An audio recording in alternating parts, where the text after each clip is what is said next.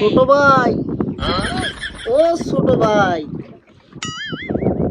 চাচার কাছে শুনতে পাইলাম তুমি নাকি ফাইতারা করতেছো বিদেশে যাওয়ার জন্য। কথা কি সত্য নাকি? হ্যাঁ? তো বিদেশ আইবা যে দেশে কত টাকা ইনকাম করছো সেই হিসাবটা কি দিতে পারবা, নাকি চাচার ক্যাশ কেবিল ভাঙ্গা বিদেশ আইতে চাইতেছো? তো ভালো কথা, বাপের টাকায় বিদেশ আইবা, এই যে মাইন্ডসেট ভালো আসেনি, স্ট্রং আসেনি। এই দেশে কিন্তু কইলে ভাত রান্ধে রাখে না কেউ। ওই কামের থেকে আইয়া নিজের রান্নাটা নিজেরই কইরা খাইতে হয়, বুঝছাও?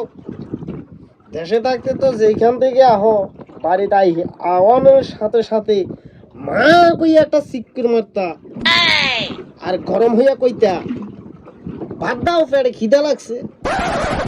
এইখানে কিন্তু এইটা হইব না, এইটা হইব না। এখানে কামের থেকে আইয়া ওই যে মাথার ঘাম ফুটকি দিয়ে ঘর আইয়া পায়ের তালু পর্যন্ত যাইব, গায়ের ঘাম গাগে হুগাইব, বাসায় ঢুকার সাথে সাথে হান্ডি পাতিল ধোয়ার জন্য প্রস্তুতি নিতে হবে, তারপরে ভাত রান্না করতে হবে, রান্নার পরে গোসল সাইরা তারপরে খাইতে হইব। এরপরে 1 মিনিটও লেট করা যাইব না, ঘুমাইতে হবে। আবার তো সকালে ডিউটি আছে, ডিউটিতে যাইতে হবে।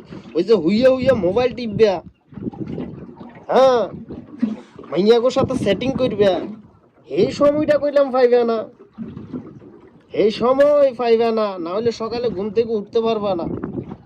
বাড়িতে আব্বা জাগাই তো ওই গেদা খেতের আইল, ওই যা খেতে কাম আছে, আব্বারও কইতে আব্বা আর একটু ঘুমাইয়া লই। এইখানে কইলাম আব্বা জাগাইবো না, আম্মা জাগাইবো না। ওই যে কথাই আছে না, হাগু ধরলে বদনা লইয়া নিজেরে দৌড়াইতে হয়, ওই নিজের দৌড়া নিজেই দৌড়তে হইব, কেউ তোমারে জিগাইব না, বুঝছো? তো ভালো কথা, আইবা এই মেন্টালি স্ট্রং হয়ে আইও, মাইন্ডটাকে ভালো করে সেট আপ করে আইও যে এইখানে কিন্তু আমি বাড়ির মতো করে চলাফেরা করতে পারবো না। তারপরে আরো আছে কথা, বুঝছো? ওই যে কত হইছে,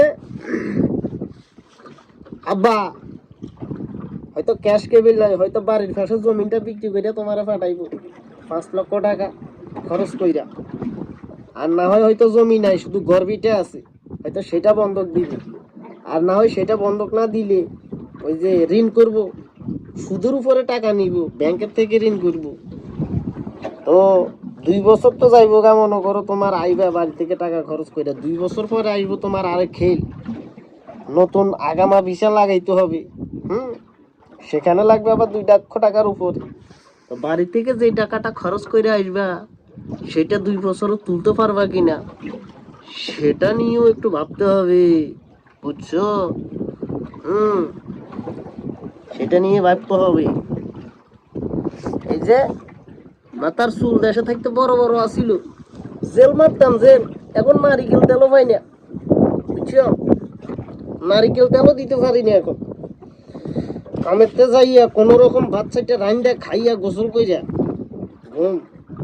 আরে থোবড়াটা দেখতেছো না, গোলালুর মতো ছিল, সরি গোলালুর মতো না, জাম্বুরের মতো ছিল, এখন ট্যাবা স্যাপটা গোলালু আছে না, সেগুলোর মতো হয়ে গেছে।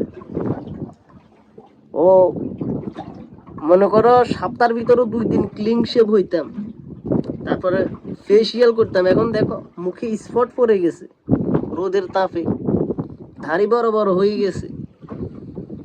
ও সেলুন দোকান পাই না, রেজার একটা নিয়ে নিজেরটা নিজেরই করতে হয়, ভালো করে মনে করো মন মতো হয় না। ওই চিন্তা ভাবনাটা কইরেই আইও, বুঝছো? আর রোদের গরমের কথা তো বললাম না, বুঝছো? বুঝছো, ভালো করে বুঝে নিও। আর আপনাদের মাধ্যমে যারা এই ভিডিওটা দেখতেছেন, যাদের প্রতিবেশী বন্ধু বান্ধব আত্মীয় স্বজনের মাধ্যমে এই ধরনের লোক আছে পাইতারা করতেছে বিদেশ আনানোর জন্য, এদেরকে ট্যাগ করেন, শেয়ার করেন উড়াদুরা, আর কমেন্ট করেন, পারলে ফলো করে পাশেও থাকেন। ধন্যবাদ, ভালো থাকেন, আল্লাহ হাফেজ।